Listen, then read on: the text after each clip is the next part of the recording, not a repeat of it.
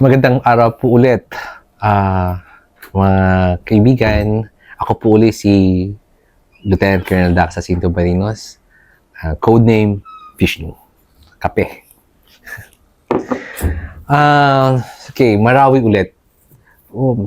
So, kalagitnaan ng Marawi Siege, maraming experience sa loob eh. So, ito ito yung panahon na nakita nyo siguro to, yung about sa rescue ng isang special forces team na nag-rescue ng isang wounded na sundalo, engineer, sa na-snipe sa kalagitnaan ng open area. So, nangyari nun, isang araw, galing ko sa patrolya, galing ako sa loob. So, paglabas ko, pagpahinga, mga 2:00 ng hapon, may narinig akong boses dun sa isang parang ang tawag namin dun ay command center ng level namin. Yun pala, may isang general na bumisita. So, nakita mo naman dahil siya isang general at siya ay isang kilala namin siya dahil talagang matapang itong general na to. And wala talaga siyang inaatrasan na laban. Siguro, on that moment, medyo hype din ako dahil kagagaling ko nga sa loob, kagagaling din na sa isang engagement. So, nandun lang ako. And then, narinig ko, naghanap siya ng isang commander ng SF na magbe-brief sa kanya sa situation. So, dahil ako yung nandun, ako yung pinakamalapit sa kanya, so ako nag-brief sa kanya sa mapa na, "Sir, ito po yung, dito po tayo, and nandito po yung mga kalaban natin, etc. etc." So, sinabi ko rin na, "Sir, ganito yung distance ng tropa natin nearest." And then, maganda naman yung gusto ni Sir at that time. Sabi niya, pwede ba nating ilapit itong logistical support ko dito sa isang mas malapit sa mga tropa ko. Ang sabi ko naman kay Sir, na siguro ina-advise ko naman, "Sir, siguro mas maganda, stay put muna rito yung logistics natin kasi at that time, sa sobrang malakas pa yung kalaban, baka masira pa o may ma-wounded pa o may mamatay pa habang pinapasok yung mga gamit o mga equipment na ilalapit mo sa logistics area mo." So sabi ko kay Sir, "Sir, malapit lang po yan, Sir. Mga 15 minutes lang pong lakad yan. Baka dito na lang siguro yung logistics muna natin habang hindi pa natin nakiklear yung area na to." So sabi ni Sir, "Hindi, mukhang malayo itong position na to kaysa dun sa pinakamalapit kong unit." Sabi ko, "Sir, malapit lang po yan. 15 minutes lang." Siguro nagdidiskusyon kami ng medyo matagal-tagal na dinidefend ko na para sa akin, sana Sir, pakinggan mo ko dahil sa tingin ko malapit lang yan. Pero syempre, dahil commander siya, parang hindi pa nakikita ni Sir yung sitwasyon talaga. So, para siguro, hindi ko naman alam kung anong sumagi sa isip ko na dahil siguro medyo cloudy yung utak mo dahil kalalabas mo ng combat zone. So, ang sagot ko sa kay Sir, "Sir, kung gusto mo, Sir, puntahan na lang natin. Kasi ayaw man ako paniwalaan na, Sir." Pero ang pagkakamali ko, ang nasabihan ko pala ay isang warrior general. Now, na kung titingnan mo, nag-commander sa isang batalyon ng Ranger at ng Special Forces Battalion na hinahangaan ng lahat ng mga warrior. Kaya, nung nagsabi siya na, "Talaga? Sige, tara na." Doon ko lang na-realize na, naku po, ano ba itong sinabi ko? Eventually, wala na akong choice kundi dalhin si Sir doon sa lugar na yon. Habang naglalakad kami, and then nadala ko siya sa pinakauna niyang unit kung saan nakapagkape pa kami ng konti. Sabi niya sa akin, oo nga no, medyo malapit nga. Kasi wala pang 15 minutes, nandun na kami.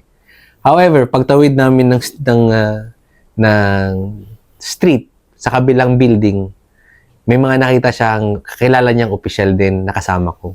So nagkakwentuhan. Eventually, nakarinig na kami ng putukan. Hanggang mamaya, involved na lahat kami sa putukan. At na-realize namin na may isa pala kaming tropa na nawawala. At itong general na ito, siya ang nakakita sa tropa ko na na-wounded. Ang ginawa niya, general at that time, tinakbo niya itong tropa na to at hinila niya papunta sa amin sa safe area. Ganun katapang tong general na to. Kaya sabi ko, hindi yata ako nagkamali na sinama ko talaga si sir dito. At then, kung sakali kami, baka hindi pa namin nakita yung tropa namin dahil sa kaguluhan na yung time na yon. And eventually, itong tropa pala namin na na-wounded na to, kaya pala siya nandun dahil tinakbo din niya yung pangalawang tropa namin na na-wounded dun sa kalagitnaan ng open area na yon. And hindi dahil sa kagustuhan niyang ma-save agad yon, hindi niya kami na-advisean na nakita niya pala yung wounded doon. Kaya immediately nagplano, and then yun nga, nagset na isang SF team at isang armored personnel carrier para ma-rescue under fire yung tropa natin na naipit doon sa area niyon. So that time, dalawa yung na-rescue natin, yung sarili nating tropa na nag-rescue at yung tropa na isa pa na naiwan doon na kailangan takbuhin ng isang SF team. So syempre, wala tayong magagawa. Buti na lang, nandun yung general na yon. Kung hindi, baka late ko na nakita yung tropa ko na wounded at baka naubusan na ng dugo yun. Yung mga ganong klaseng experience, mga kakaiba, mga hindi akalain na nagagawa. Pero yung first time ko rin nakakita at nakasama ang isang general sa bakbakan. No, kasi medyo talagang kung minsan may mga comments nga tayo nababasa na yung mga general nasa likod. Hindi. Kasi nga, sa Marawi nga, mga kaibigan natin lahat yung mga general doon, nasa harap sila. Sa harap. Nasa harap. Ikaw, kapitan ka noon, nasa harap. Walang, nasa likod. Yung mga kailangan lang dahil support. Di ba? Hindi ka pwede mag-dedon sa dahil talagang lahat ng nandun, mula general hanggang baba, warrior talaga that time. Talagang yung utak nila noon kung nasa loob ka, panggera at panggera din talaga.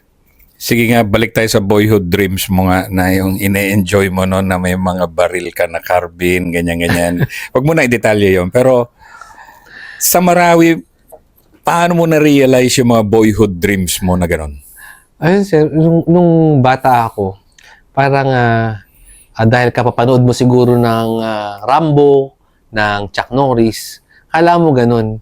Yung typical na in the middle of the night, bigla kang gigising, sisilip ka sa bintana na madilim at maliwanag yung buwan, ni-scout mo kung may magnanakaw ba o may mag-attempt ba pumasok sa bakuran ninyo kasi balakas yung tahol ng aso.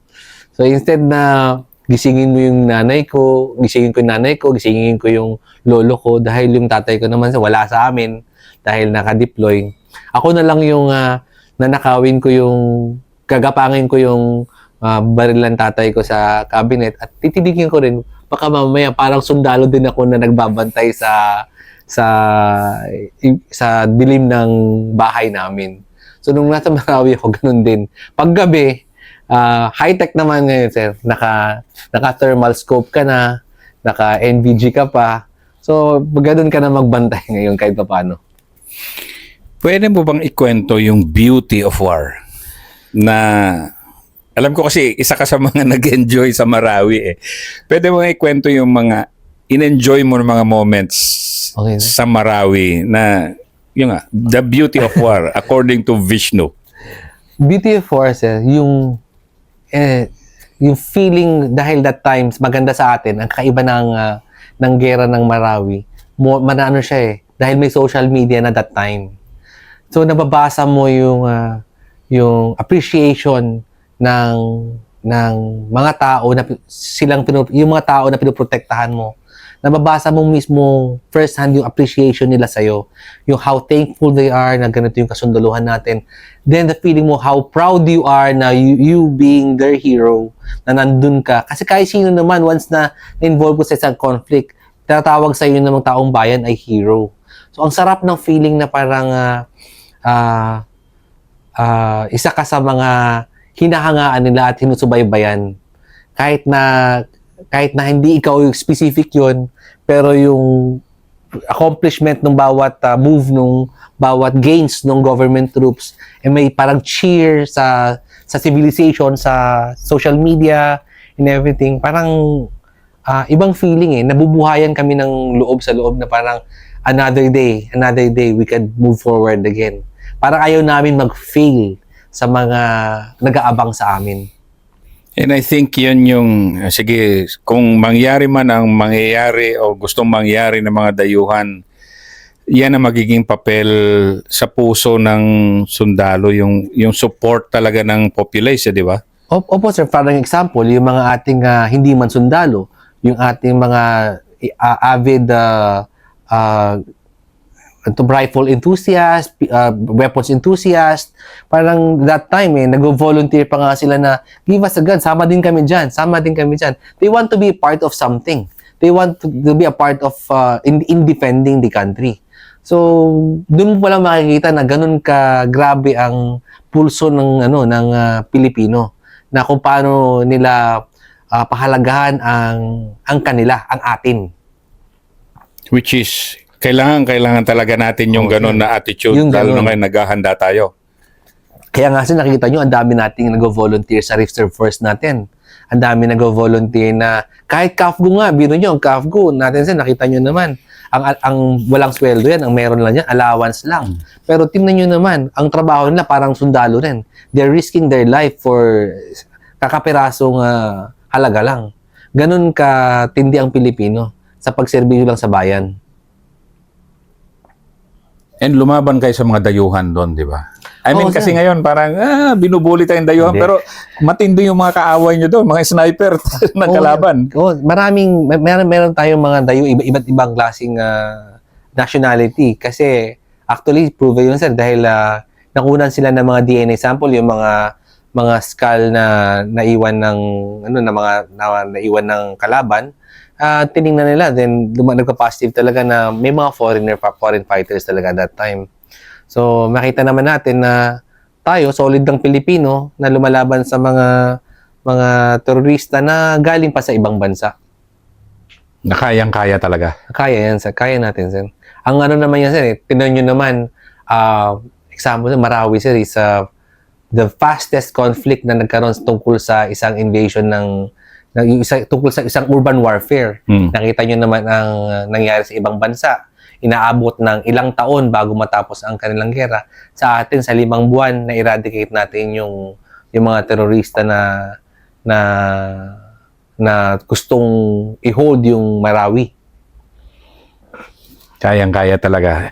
Towards the middle ng part ng 5-month siege na yan, gaano ka ka-proud na sa mga estudyante mo? Ano na yung mga matitinding pinaggagawa nila na nasa harap na?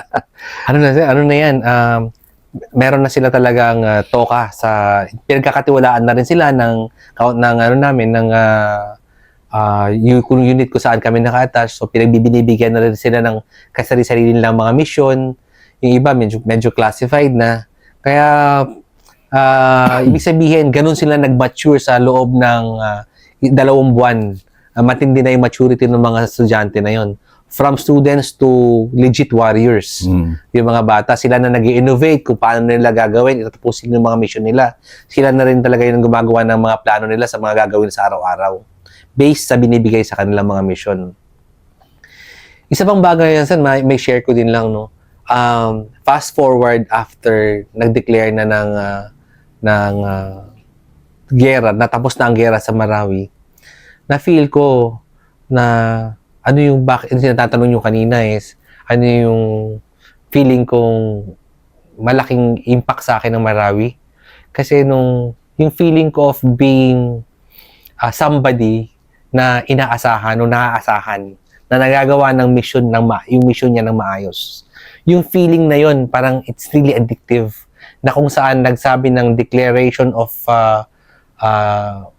stop na o tapos na yung gera sa Marawi. Lumuha kami hindi dahil masaya kami na tapos na yung gera. Lumuha kami kasi parang feeling namin that time, ano pa bang next? Ano pa bang gagawin natin sa buhay ko? Ano pa bang gagawin natin sa buhay natin? Uuwi na tayo? Wala nang ganito? So, mga questions na ganun. Na parang, dahil sa 5-month na stay mo doon, na parang yun na yung naging, nabura yung buhay mo ng previous at ito na yung buhay mo ngayon. Hinahanap mo na yung feeling nung lagi kang nag-accomplish ng mission. Kung ano. Kasi ang trabaho na sundalo natin that time is from point A to point B, point A to point B, point A to point B. Hanggang ma-reach mo yung ultimate objective mo. So parang nasanay ka na ganun yung movement mo. So dahil tapos na yung gera, wala nang point A to point B, point A to point B. Sandali mo na, huwag mo muna tapusin yung gera. Hindi ba, sir? Ano ang major mo pa na after nung kay General Macario, ano yung major na tumatak din sa isip mo na ngayon ay general manager ka na ng ating facility dito yung binabalik-balikan mo na after nung kay General Macario? Ito na lang, sir. Siguro maraming nagtataka kung kung stage ba yon. Ito yung tanong nilang marami. Ito yung inaantay nyo, mga kapatid. Kung tinatanong nyo kung totoo ba yung coffee video, stage ba yon, peke ba yon, siguro sa pagkakagawa mukhang ganun nga. Pero medyo masalimuot yung kwento nun, ang totoong kwento. Pwede ko na bang ikwento yun? Oh, sige. Yung mag mo ulit. Ako ulit si Vishnu para Vishnu. Tag life. Sikat si Vishnu Tag life. Yun siguro yung hindi ko makakalimutan. Kasi at that time, ang position ng Special Forces that time was andun na kami sa Quezon Avenue. Corner siya ng Batu Mosque na katabi namin yung building ng land bank na sinasabi nila. So yung buong stretch na yon na isang bloke hanggang sa next, nasa gitna yung hinuhold ng Special Forces at that time. So nakikita namin yung left namin at yung right namin. Pag pumunta ako sa right, makikita ko yung isang unit na grabe yung dinadanas nila para makuha nila yung building na napakataas sa kanila, harap nila. At yung nasa kaliwa naman namin, yung Batu Mosque, grabe din yung effort nila para makuha yung mosque na nasa harapan nila, na puno-puno ng kalaban. The problem that time was yung mobility ng kalaban, free pa yung likod. Wala pang, parang kahit saan nila gusto gawin sa likod, kaya nilang gawin. Ang sundalo nun, andun lang sa harapan. Pero sila, they could go left to right to left, backwards, forwards. Lahat pwede nilang gawin kasi wala pang tropa sa likod nila. Tayo yung nahihirapan pumasok. Sila, kompleto pa sila that time. May RPG pa, kompleto pa ng ano. And me, as an officer, nakikita ko yung mga tropa na katabi ko na nahihirapan. May na-wounded, naririnig mo sa radyo, may wounded na naman. May Kia. So parang, ano bang pwede namin gawin? Gusto namin tumulong. Ang problema, yung katapat naming block that time, walang kalaban. Kasi, yung katapat namin, nabagsakan ng 500 pounds na bomb, 2 beses. Sa pool. At sa pool. Sa pool. So, nakikibaril na lang kami dito sa kaliwa. At nilipat kami sa kanan, nakikibaril din yung tropa ko sa kanan, nakikibaril din sa kanan. So, sa harapan namin, meron lang isang middle na building na mataas, mga 3-story building. Yun na lang yung naiiwang building na aabot hanggang likuran. Kitang-kita namin kasi wala nga building sa tapat namin. Yung building lang sa gitna talaga sa buong block. May gitna lang talaga na payat na building na dire-diretso. Yun lang ang nakatayong building. So sabi ko sa commander ko that time, "Sir, permission to cross the street, sir. Gusto kong tawirin yung street para ma-prevent ko mahinder ko yung movement ng kalaban na forward and backward para din maka-forward na yung tropa namin sa left and right. Tapos ang sabi sa akin, negative, baka ma-sandwich ka dyan. Kasi totoo nga naman, sir, katapat ng Bato Mosque yung building na to, katapat din ng mataas yung building, itong building na to. So pag tumawid ka, kung sa'yo mag-focus yung file, sandwich ka nga naman. Oo. Sandwich ka nga naman. So ako naman, I'm willing to risk kasi hindi ko na kayang tingnan yung tropa sa kaliwa at kanan na grabe talaga effort nila at grabe yung mobility ng kalaban sa likod. Nakikita namin yung kalaban na mobility kasi sa drone. So nakikita namin na nagkatakbuhan pa sila sa street sa likod, papasok doon, reinforce, pasok dito, reinforce. So walang katapusan. So sabi ko, paalam ulit ako, sir, permission to cross the street, sir. Sabi niya, hindi nga, baka ma-sandwich ka. Sir, 350 kalko, hindi ako pwedeng ma-sandwich. Hindi mo pwedeng iwanan niya ang black na kung dyan tumawid yung kalaban, sabi sa akin. Sir, hawakan ko pa rin to. So, ang hirap kong i-convince yung mga boss ko na to cross the street. I know na gusto rin ng mga boss ko na sigurado na wala nang malagas on my part. So, parang gusto na kasi nga, mas malaki yung malalagas sa amin pag kami na sandwich sa gitna. Pero sabi ko, very confident ako that time. The third attempt na nagpaalam ulit ako nung hindi ko talaga masikmura yung putukan sa kaliwat kanan.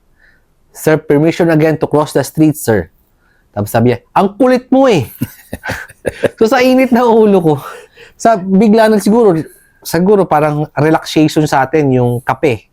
So biglang lumabas, hindi ko alam bakit biglang lumabas sa dila ko na, alang hiya, wala bang kape rito? Ganun lang ang sinabi ko.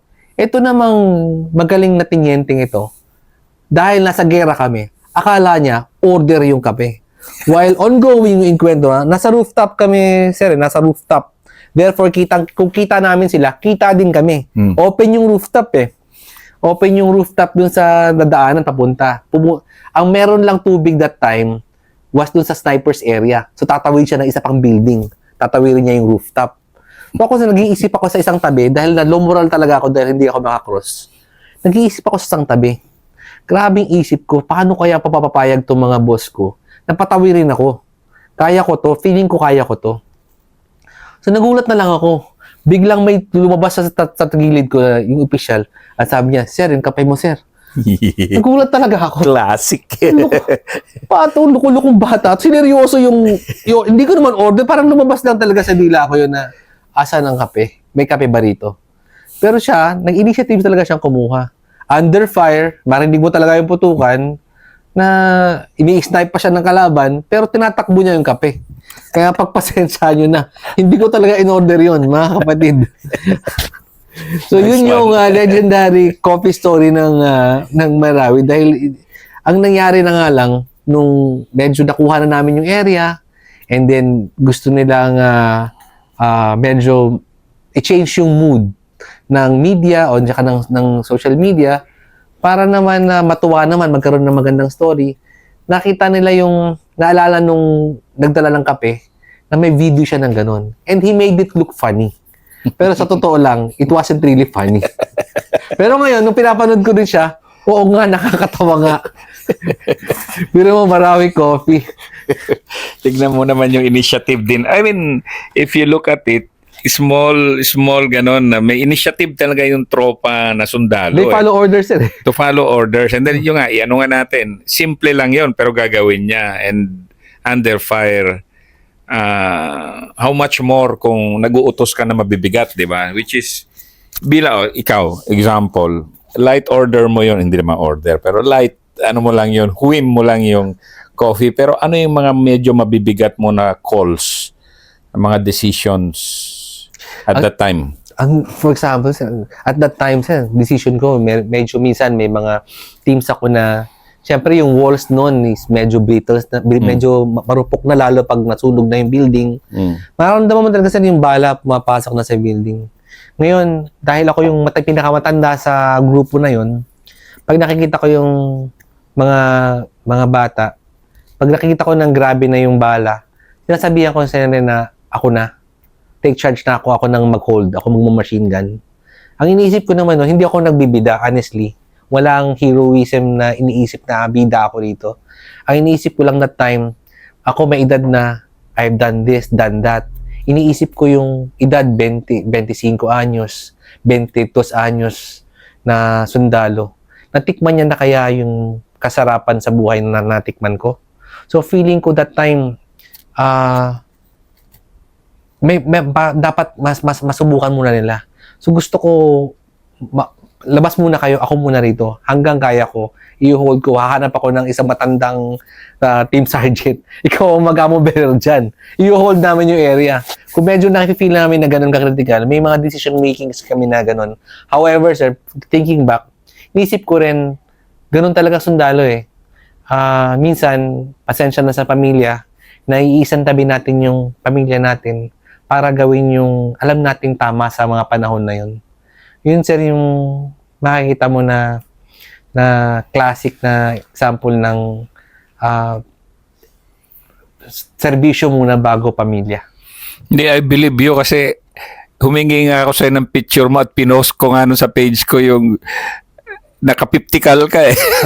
Na pumuputok, di ba, nung panahon na yun. Oh, Na, actually, pinost ko yun. And anong feeling nun na you had superior firepower na yung nga, I mean, buti dala-dala mo nun kasi I'm sure yun yung Superman powers mo eh. Actually, sir, yung firepower namin, nakita namin yung need ng mission namin. Nag-request talaga ako sa taas, wherein pinaboran naman ako ng mga commander natin at that time na, sige, Asian yung Special Force. Wala kaming dalang 50 ka, sir. Dun, sa point na pagdating namin doon, nung sinabi itong mission namin, we will be supporting the LRCs. Sabi ko, we can support LRCs if we have heavy machine guns.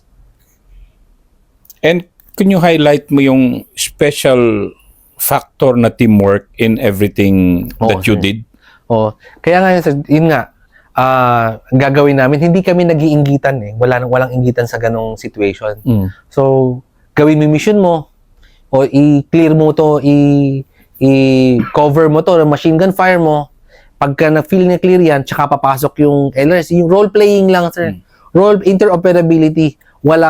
Hindi kami yan, score namin, walang ganun ng moments. Talagang, kung ano yung mission mo, stick ka lang doon. Kung bida siya, bida siya. Kung bida ka. Walang problema doon. Importante, at the end of the day, na-accomplish niyo yung mission ninyo. Yan ang Special Forces Officer, the legend, Vishnu. Thank you, sir.